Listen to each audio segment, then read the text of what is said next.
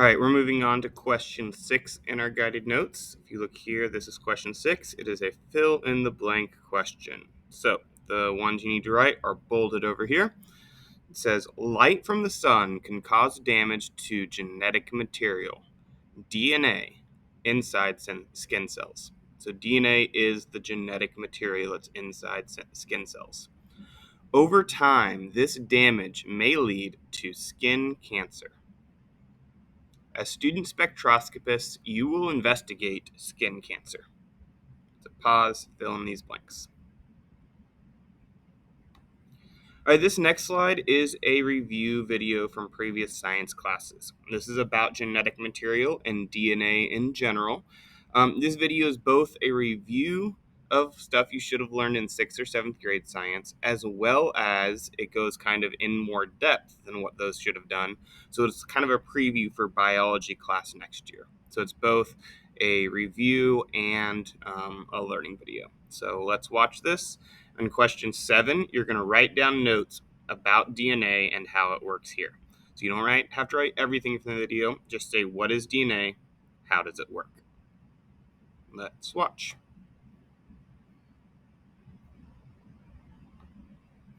Imagine that you want to build a robot. You don't know exactly how to do it, but there's a book in the library with instructions. You go to the library and find the book, but there's a problem. The library doesn't allow you to take the book out, and you can't bring the materials to build the robot into the library. So what do? You decide to scan and print parts of the book to take back home with you. Now you can build your robot. This process is very similar to how DNA works. Before we get into that, however, what exactly is DNA? Quite simply, DNA is nothing but a giant molecule. The phrase giant molecule might sound like an oxymoron, but it's actually a fitting description, considering that a single DNA strand can be as long as a human being, up to 6 feet in length. DNA is the molecule's common name, but its proper title is deoxyribonucleic acid. It has a twisting, helical structure, much like a twisted ladder. Now, this giant molecule is made up of even smaller molecules. The sides of the ladder are composed of sugar and phosphate molecules, while the rungs of the ladder are made of 4 chemical letters: A for adenine, T for thymine, G for guanine, and C for cytosine. These 4 letters come in pairs that are destined to match with each other. A pairs with T, while C pairs with G. This repeats on and on until we form a giant molecule of DNA. If you think of a cell as a huge city, the DNA is stored in the nucleus, which is like the library found in the head office of the cell. DNA acts like an instruction manual for cells on how to make proteins, which are the cell's very own machines that literally run every aspect of the cell. Proteins are made of tiny blocks called amino acids. There are about 20 different amino acid Lego blocks that are available to our system. They join together in different ways to create all the proteins that compose a cell. DNA can be read like a book, where you read only the letter on one side of the DNA. The DNA is also read in 3-letter codes, called codons. Each codon specifies a particular amino acid. Many codons put together make up a gene. DNA has thousands of genes that lay the groundwork for thousands of different proteins.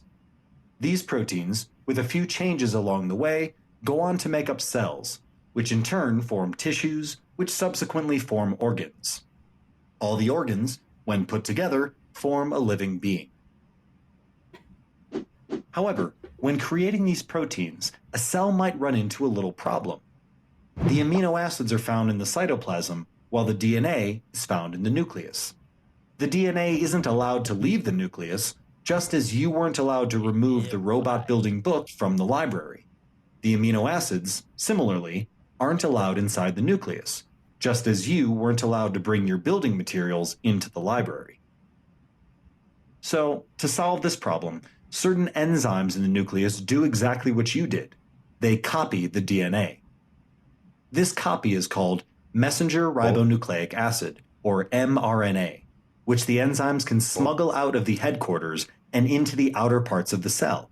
where the copy can be used in protein workshops called ribosomes.